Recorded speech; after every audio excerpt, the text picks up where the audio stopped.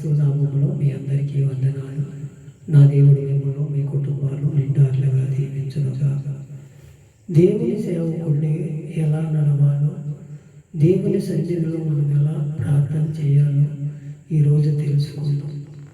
దేవుని సేవకుడు అంటే ఏంటి, ఆయనతో మనం ఎలా ఉండాలనే కొన్ని మాటలు ఇవాళ తెలుసుకుందాం. హెబ్రీ పత్రిక 13వ అధ్యాయము 7వ వచనాన్ని నేను చదువుతున్నాను.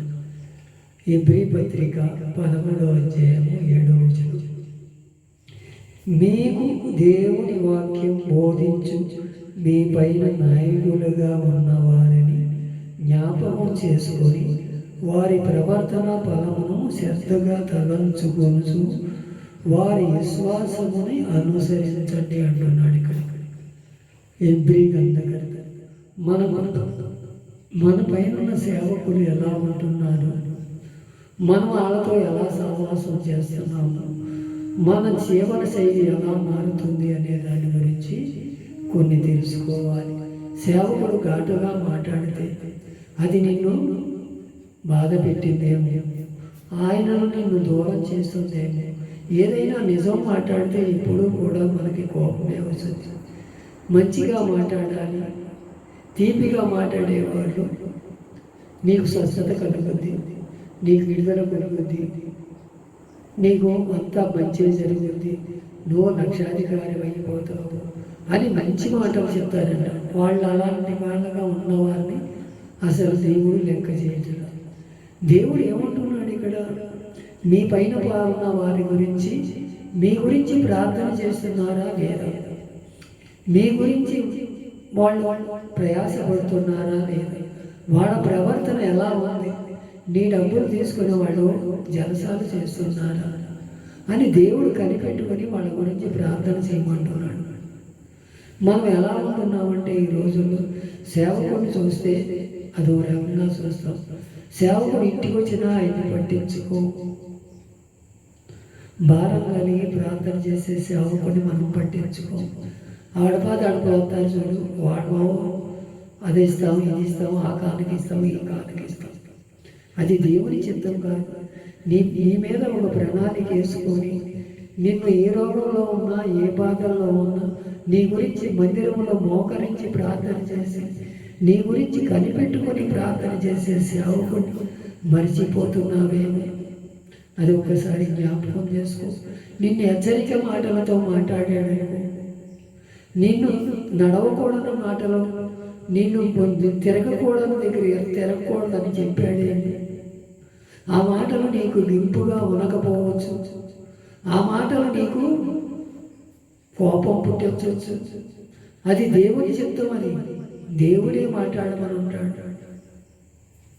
నువ్వు ఈ తప్పు చేస్తే నీ జీవితం పాడైపోతుంది, ఈ తప్పు ఇక మీదట మానే దేవుని సన్నిధిని ఒప్పుకో అని దేవుడు సేవకుడు ఎప్పుడు కూడా గద్దించి మాట్లాడే వాళ్ళ దగ్గర మనం ఉండాలి. గద్దించిదే బుద్ధి చెప్పిన వారు అవుతారంట. అలాంటి వారు ఉంటున్నామో లేదో ఒకసారి మనం చేసుకోవాలి. వాళ్ళ జ్ఞాపకం చేసుకొని నా గురించే మాట్లాడేవాళ్ళు, నన్ను సరిచేయటానికి, నాలో ఉన్న లోపాలు సరిచేయటానికి నువ్వు మాట్లాడేవాళ్ళు తెలుసుకొని దేవుని ఎదుట మనం ఎప్పుడైతే ఒక తీర్మానం కలిగితే ఆ తప్పు మళ్ళీ చేయి, ఆ దాని జోలికి మనం వెళ్ళాం. దేవుని మాటలే మనం పెడచెవిని పెట్టకుండా ఆయన మాటలు వినే వారంగా ఉండాలని కోరుకుంటున్నాడు. సంఖ్యాకాండము 12వ అధ్యాయం 3వ వచనం. యెహోవా ఆ మాటలను వినెను, మోషే భూమి మీద ఉన్న వారందరిలో మిక్కిలి సాత్వికుడంట. మోషే అంటే ఇశ్రాయేలు ప్రజల జనాంగాన్ని, ఎన్నో లక్షల మందిని ఆయన చేతితో నడిపించిన వాడు. ఆయన మిక్కిలి సాత్వికుడు అంట, దీన మనసు గలవాడంట. అలాంటి వారంగా మనం ఉండాలని దేవుడు కోరుకుంటున్నాడు. నాకేదో అన్నీ తెలుసు, నేను ఇంతమంది జనం నాకెందే ఉన్నారు, నేను వాళ్ళ మీద అజమాయిషీ చేస్తాను, నాకెంత చెప్పు చేతల్లో ఉండాలి, నేను ఏది మాట్లాడి అది చెల్లుంది అనే ఆలోచనలు ధోరణిలో ఉంటే మన జీవితాలు మనమై పథకం చేసుకునే వారంగా ఉంటాం. సేవకుడు అనేవాడు ఎలా ఉండాలి, తగ్గింపు జీవితంలో ఉండాలి. సేవకుడు అనేవాళ్ళు ఎలా ఉండాలి, మన తగ్గింపు జీవితం, తగ్గింపు మనసులు, అందరినీ ప్రేమించేవాడుగా ఉండాలి. అలా మనం ఉంటున్నామో లేదో ఒక్కసారి జ్ఞాపకం చేసుకోవాలి. మంచి బట్టలు వేసుకొని మంచి కానుక వచ్చిన వారిని మనం ఆదరిస్తున్నామేమో, ఏమీ లేని వాళ్ళు మనం సేదరించుకుంటున్నామేమో. ఒకసారి మన హృదయాన్ని పరిశోధించుకోవాలి. అందరూ దేవుడి దృష్టిలో అందరూ సమానమే అని మనం బోధించే నీతులు చెప్పేవారమే మనం దారి తప్పిపోతే మనం ఏమైపోతామో ఒక్కసారి మన హృదయాన్ని పరిశోధించుకోవాలి. సేవకులు అలాంటి సేవకుల గురించి ప్రార్థన చేయాలి. మనం ఎక్కువ కానికిస్తేను, కొత్త బట్టలు వేసుకొని మంచి హోదాలో ఉన్నవాడు మన ఇంటికి వస్తేను, ఇక్కడ ఉన్న వాళ్ళందరినీ పక్కన పెట్టడానికి ఆయనకు మంచి సీట్ అయితేను, అలాంటి వారి సేవకులు ఉంటే అలాంటి వారి గురించి ప్రార్థన చేయాలి. అయ్యా నరకానికి తీసుకెళ్ళిపోతున్నాడు, నరకంలో పడిపోతున్నాడు, అయ్యా మా సేవకుడు నువ్వు మార్చయ్యా, అందరూ సమానమేనన్నా, భేదవాడు లేడు, గొప్పవాడు లేడు, దేవుని ఎదుట అందరూ సమానమేనని బోధించలేకపోతున్నాడు అని వాళ్ళ గురించి మనం ప్రార్థన చేయాలి. అంతేగాని మన ప్రవర్తన మానుకొని మన ప్రవర్తన ఎలా ఉండాలంటే ఇతరులు దూషించే వారంగా ఉండకూడదు, ఇతరులు హింసపెట్టే వారంగా ఉండకూడదు. మనం అలాంటి వారి గురించి ప్రార్థన చేయాలంటే ఆ ప్రార్థన మనకు జీవితానికి మార్పు. అలాగే సాత్వికుడిగా ఉన్నాడంట ఆయన. ఎన్నో లక్షల మందిని యోర్దాను నదిని కూడా దాటించి 2 పాయలుగా చేసి అదరికి నడిపించిన వాడు, 6 నెలలుగా చేసిన వాడు మోషే. ఇల్లంతటిలో నమ్మకమైన వాడు అని పేరు పొందుకున్నాడు. అలాంటి వారిగా మనం ఉండాలని దేవుని ఎదుట తగ్గింపు జీవితం, తగ్గింపు మనసు మనలో ఉంటే దేవునికి ఇష్టలుగా ఉంటాం. అలా ఉండాలని దేవుడు మనల్ని కోరుకుంటున్నాడు. అలా ఉండాలని ఆయన ప్రణాళికలో ఉండాలంట. ఆయన మనం ఏదో గొప్పవాడమనో కాదు, మనం ఐశ్వర్యవంతులమనో కాదు, మన బలవంతులమనో కాదు, మనం అన్నీ తెలుసు అనేవాళ్ళం కాదు. నా గురించి వీళ్ళు బాగుపడ్డారు, నేను ప్రార్థన చేయమంటే వీళ్ళు స్వస్థత కలిగారని వాళ్ళ మీద ఎన్మహిషి చేస్తున్నామేమో. రేపు నువ్వు తీర్పు దినములో 2 తీర్పులు అవి వస్తాయని దేవుడు లేఖనాలు తెలియపరుస్తున్నాడు.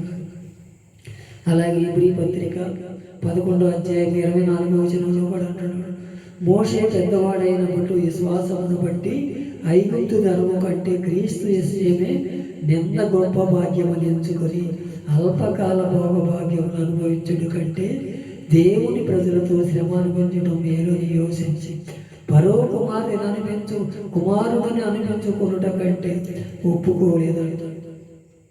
అలా ఉంటున్నామో లేదో ఒకసారి దేవుని ప్రజలతో శ్రమ అనుభవించాలి, దేవుని ప్రజలను మంచి మాటలో నడిపించాలి, అందరూ సమానమే. దేవుని దృష్టిలో రోగాలతో ఉన్న వారిని స్వస్థతపరచాలి.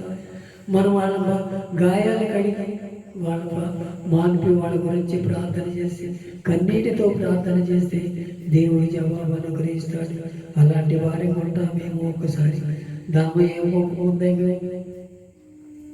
స్త్రీ ఏ మోహం ఉందేమో. సేవకుడు అంటే ఎన్ని ఉంటే సేవకుడు కాదు. అలాంటి స్థితిలో నువ్వు నేనుంటున్నామేమో. సేవకులు దేవుని సన్నిధిలో మనం ఎలా నడవాలో సేవకుల గురించి ఈరోజు మాట్లాడుతున్నాడు దేవుడు. ఏ స్థితిలో ఉన్నామో మనం ఒక్కసారి జ్ఞాపకం చేసుకో.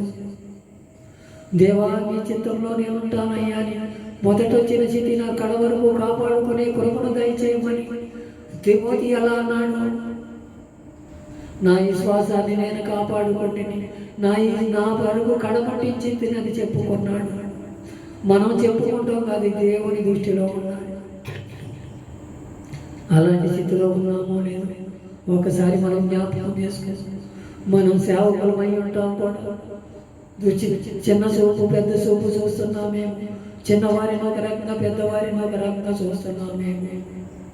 2 కళ్ళు సమానమే, అయిన వారు లేదు, కాని వారు లేరు, రోగాలతో ఉన్నవారు లేరు, ఇరుకుల్లో ఉన్నవారు లేరు, ధనవంతులు లేరు, అందరూ సమానమే మన దృష్టిలో. అందరి గురించి మనం ప్రార్థన చేయాలి. మన ప్రార్థన ఫలించాలంటే అందరి గురించి మనం ప్రార్థన, ఇరుకుల్లో ఉన్న వారి గురించి ప్రార్థన చేయాలి, ఇబ్బందుల్లో ఉన్న వారి గురించి ప్రార్థన చేయాలి, అహంకార దృష్టిలో ఉన్న వారి గురించి ప్రార్థన చేయాలి. అందరూ ఏదో ఒక రోజు దేవుని చేత పట్టబడి దేవుని రాజ్యానికి వారసులయ్యే వారుగా మనల్ని నియమించుకున్నాడు. అలాంటి స్థితి నీకు నాకు ఉందో మన హృదయాన్ని పరిశోధించుకుందాం. అయ్యా, నీ పిలుపుకు నేను తగినట్టు జీవిస్తాను. అయ్యా, నీ పిలుపులో నాకు ఏమన్నా లోపం ఉందేమోనయ్యా, నీ పిలుపుకు తగినట్టు నేను జీవించలేకపోతున్నానని ఇలాంటి హెచ్చరిక మాటలు మాతో మాట్లాడుతున్నామేమో. ఇక మీదటైనా మేము సరి చేసుకుంటామయ్యా. నీ సేవకుడిగా మమ్మల్ని దీవించయ్యా, నీ సేవకుడిని అయ్యా నీ చిత్తంలో నడిపించయ్యా అని ఎంతమంది అయితే సేవకుడు తీర్మానం చేసుకుంటారు. ఈ రాత్రి మన పై ఉన్న వారి గురించి మనం జ్ఞాపకం చేసుకోమని దేవుడు ఎలా చెబుతున్నాడు. మనం అలా ఉంటున్నామో లేదో ఒకసారి వాక్యం అనే విత్తనం మీద చల్లాలి. ప్రార్థన అనే ఆయుధం మనలో ఉండాలి.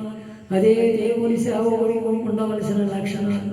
ఆ లక్షణాలు లేకపోతే దేవుడు ఏదో ఒక రోజున మనల్ని సన్నిధి నుంచి దోసేసే కూడా ఉండదు. తోసేసుకుందామా? ఆయన ప్రాధాన్యత పట్టుకొని బతికున్నాడు. అయ్యా, ఇక మీదట నేనే తప్పు చేయనయ్యా. దేవునికి మనం అప్పగించుకొని దేవుని సేవకుడిగా మనం అందరము కూడా దేవుని రాజ్యానికి వారదాం. అలాంటి స్థితి మన అందరికీ కలగజేయాలని ఈ రాత్రి కాల సమయంలో ఒక తీర్మానం చేసుకొని అందరి గురించి నేను ప్రార్థన చేస్తానయ్యా. అయ్యా, నన్ను ఒకసారి క్షమించయ్యా. అలాంటి ఆలోచన నాలో ఉందేమో, అలాంటి ప్రవర్తన నాలో ఉందేమో, అది తీసివేయమని ఒక తీర్మానం చేసుకొని ప్రార్థన చేయగలిగితే నా దేవుడు నిన్ను నన్ను కూడా ఒక ఉన్నతమైన స్థానంలో చూస్తాడు. అలాంటి స్థితిగతిలో ఉండాలని దేవుడు కోరుకుంటున్నాడు. ఈ మాటలు దేవుడి వెనుకడిలో దీవించి ఆశీర్వదించును.